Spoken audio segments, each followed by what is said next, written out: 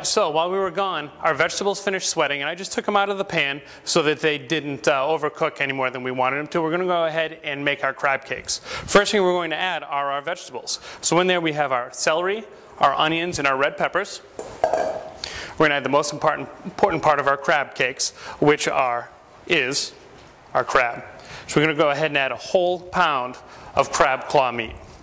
And then we're going to add a little bit of pepper, just a pinch of pepper, and a pinch of salt.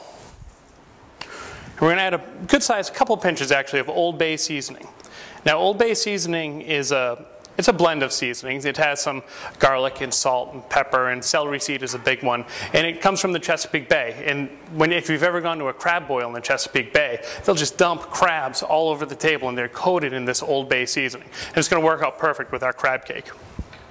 For a little bit of extra fat, because so far everything we have in here is pretty lean, we want something that's going to help hold those flavors on our tongue. I'm going to add about a tablespoon of mayonnaise. I'm going to add about a cup and a half of crushed up Ritz crackers. Go ahead and turn down that burner a little bit. Our black bean soup is boiling nicely. Then the last thing we're going to add are 2 eggs. I'm going to pour those right in there. Now the reason we add our eggs is they're going to act as a binder. Just like if you cooked an egg in a pan, it starts out liquid. When you cook it, it becomes a solid. It's going to do the same thing in our crab cake, and it's going to help hold it all together. So I want to mash this up real well and combine all our ingredients really well. And I'm going to take a look at it. And if I think we need a little more Ritz or a little bit more of another egg maybe to help hold it together, we'll do that. It looks a little bit dry, so I am going to add just a little bit more mayo to it. But crab cake, crab is the first word in crab cake. There should be a lot of crab in your crab cakes. I hate it when you go to a restaurant in particular, where you pay a bunch of money, and your crab cake is like a breadcrumb cake with a little bit of crab. All right, so that's looking pretty darn good. Now we're going to let this sit just for a few minutes and let kind of all those flavors mingle together. And if you're nervous that your seasoning's not quite right, there's nothing wrong with making one the size of a silver dollar and just cooking it real quickly and taste it, see if your salt's right, see if your pepper's right. But we know what we're doing, right? So we're just going to pretend at least like this is going to be perfect, because you don't know. You're at home, and I'm the one here. All right, so what we're going to do is we're going to puree one of our soups. So I have an immersion blender here. Some people call it a boat motor, but what it does is there's a little blade here in the end, and it spins around super fast. You don't want to run this thing while you're sticking it up in the air. You don't want to hold it like the Statue of Liberty. The only time you want to run it is after you've stuck it into your liquid, whatever you're going to puree, and then turn it on. And the blades spin right around. So now this can be kind of dangerous. You don't want to lift this up either while you're pureeing, because those things are going to still spin, and it's going to start shooting this very hot liquid all over you. All right, so I'm going to go ahead. I'm going to puree our red pepper soup, puree our black bean soup, which by pureeing it, that's where we're going to get our thickness from, all those vegetables that are in there and all the starch from those beans. You can already see it a little bit here. We're going to get ready to cook our crab cakes, and we're going to go ahead and make our chipotle aioli. All right, here we go. So now the flavors have a chance to mingle a little bit in our crab cake. So make your crab cakes as large as you want. If you want to make them pretty small and you can come up with 50 or 60 of them out of here, great appetizer for a party. You want to make ginormous ones so that this is going to be the entree at your meal, go ahead and make one big one. So I'm just going to form it into a patty. If you find it's a little bit too moist, you can always add a little bit of flour just to the outside to help you. But it's like making a hamburger patty. All right, then I'm just going to go ahead and drop it into this warm pan that has some vegetable oil in it. You can hear it start to sizzle, but you don't want it crazy hot, because our goal here is going to be to cook it all the way through right in this pan, not to have to put it in the oven. Now I put some gloves on just because we've got raw egg in there and it's kind of messy, but that way I can pull these off and I can move on to my next task. So the next thing we're going to do is we're going to come over here and take a lemon. We're going to roll it a little bit just to kind of break up some of those little fluid sacs inside there. This isn't a lemon. This is a lime. We're going to go ahead and cut our lime in half. I'm going to squeeze some of the lime juice into this bowl. I want to get just a little bit of lime flavor in there. Now this lime is a little bit dry, so I'm going to use both halves of it. Now in our bowl here, we have a little bit of black beans. To that, we're going to add some nice fresh corn. And this is just going to be an accompaniment to our dish. I want to get the lime juice in there so that it gets a chance to kind of seep into our vegetables a little bit there. A little sprig of pepper and a little pinch of salt. Give those a little stir. We can move these over to the side. Now the next thing we're going to make our aioli. And what an aioli is, it's essentially a mayonnaise. It's a garlic flavored mayonnaise that's made nice and fresh. So to start our aioli, we're going to take 1 egg. I'm going to go ahead and crack it on my cutting board and open it up. That's going to go in there. Now your hands are absolutely the best tool that you have in the kitchen. I know they make all sorts of little trinkets for getting the egg apart and all sorts of things, but this is the easiest way to do it. So I'm going to put my egg yolk in there, wipe my hands off a bit, and then remove this, because we're not going to use our white. If we were going to make some meringue, or maybe we needed to bread something, we could go ahead and save that for that, but we're not going to. Next thing we're going to do is we're going to smash some garlic. So I have a clove of garlic here. It still has a peel on it. But now by taking your knife and giving it a little tap, without smashing the heck out of it, you can just break the skin on the outside and just kind of crack the clove, and the skin should come off pretty darn easily. It should come off pretty darn easily. There we go. All right, now it's off. Now what I'm going to do is I'm going to take this clove of garlic and I'm going to leave it on my cutting board and I'm going to smash it pretty hard. But I'm going to make sure that this part of my knife here, which is the bolster, is going to be off the cutting board. So when I smash it, my knife is totally flat on the cutting board. And just give it a good whack.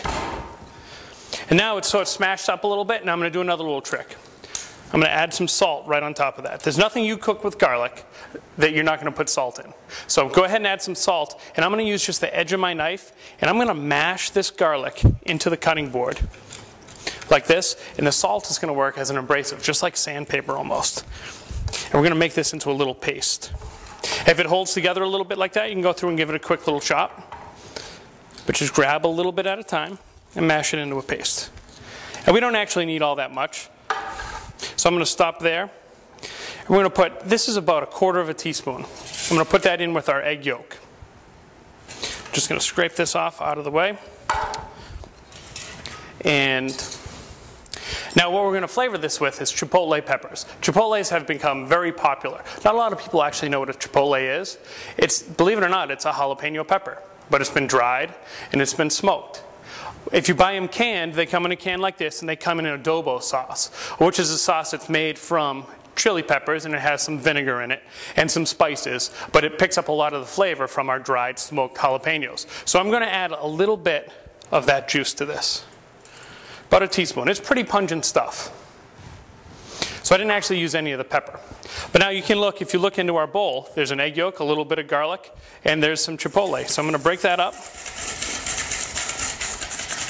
Add a pinch of garlic. Nope, that's not garlic. Add a pinch of pepper, pinch of salt. So what we're looking to do here, I'm going to take a peek at our crab cake, which is looking good, is we're going to make an emulsion. We're going to make a mayonnaise. An emulsion is something that when you mix two things together that don't normally mix together, and they're going to hold together. So I'm going to give this a little stir, and you want to just drizzle your oil in slowly. And you can tell when it's time to add a little more, because as soon as you add it, it looks oily, but that oiliness will go away as it gets totally emulsified in with your egg yolks.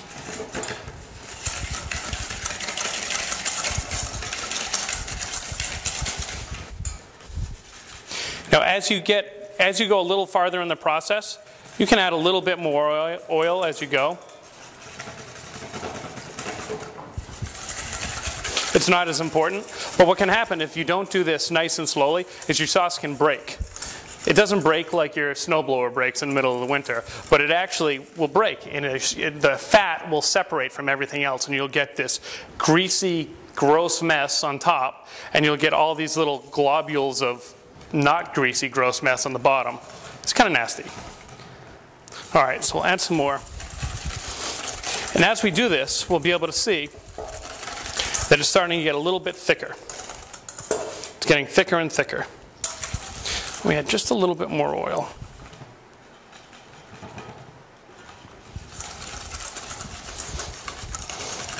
We should be right on. Let me bring this right there and take a look at it.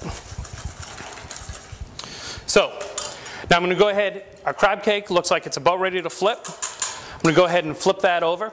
We'll finish our crab cake. We'll get Arthur up here. We'll plate up our two soups together. We're going to put a little bit of our aioli on top of the soup. We're going to put a little bit of our aioli on top of our crab cake. And we'll see what he thinks.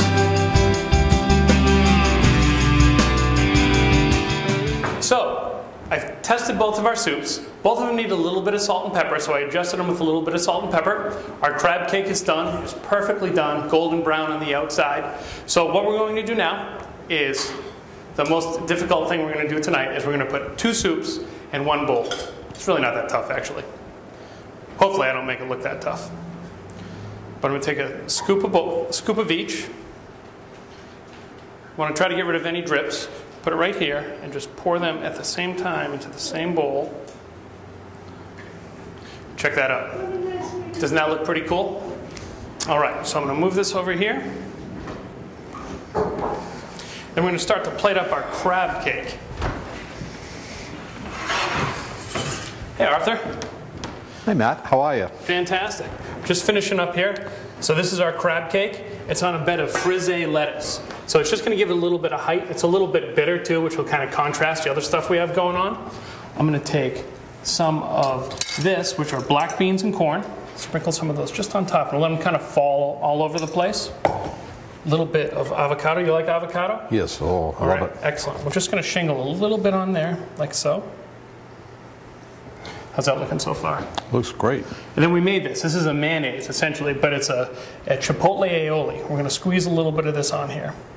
We'll just do it right on top like this. And we can do that over here, too. And voila, there's our two dishes for tonight. So we've got our crab cake, roasted red pepper soup, black bean soup with our aioli. You want to go ahead and... We got to taste this. Yes, we do indeed. Taste this, yeah. So take a little bit of both if you want. You can kind of at the same time, right? Yeah, it's like a flavor explosion in your mouth. Hopefully. It's kind of cool though. And then each bite of your soup will be a little bit different when you go to taste it. Want to try out our crab cake? Absolutely. All right. Just break a little bit off there.